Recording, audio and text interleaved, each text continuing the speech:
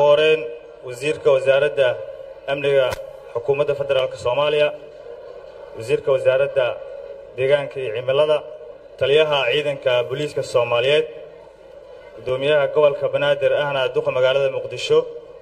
saraakiisha atmis kooxda baanbeeda Soomaaliyeed ciidanka booliiska Soomaaliyeed kooxda heegan hilmaam hadal kuma jire ururka haweenka qaranka iyo community police ka kala socda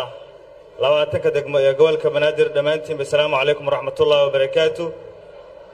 aadan ugu faraxsanahay saakay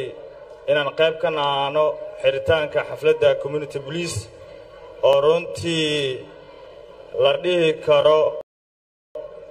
waa boos ka banaana oo aan u baahnayn hadii aan nahay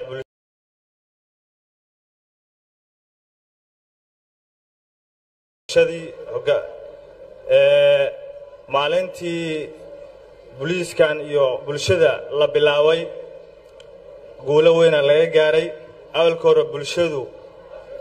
xogaha inay u gudbiyaan booliiska way kala cabsan jireen laakiin markay arkeen in booliiskii uu bulshadii la shaqeynayo oo uu garab yahay waxay ku dhiiradeen inay la shaqeeyaan booliiska run ahaantiina booliiska Soomaaliyeed kaalin weyn naga haya oo dhanka amniga iyo wada shaqeynta waxaan aad ugu faraxsanahay in loo dhiibay dad dhalinyaro ah booliiska oo hogaaminayaan oo ka mid yahay taliyaha ciidanka oo runtii fahmi kara caqabadaha iyo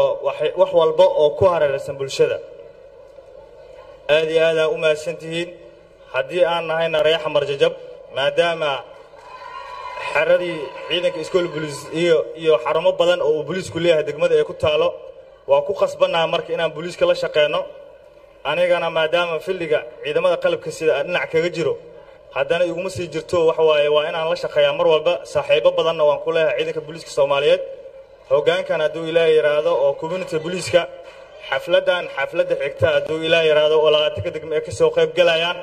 xamar jajaba laga dhigi doonaa hadduu Ilaahay yiraahdo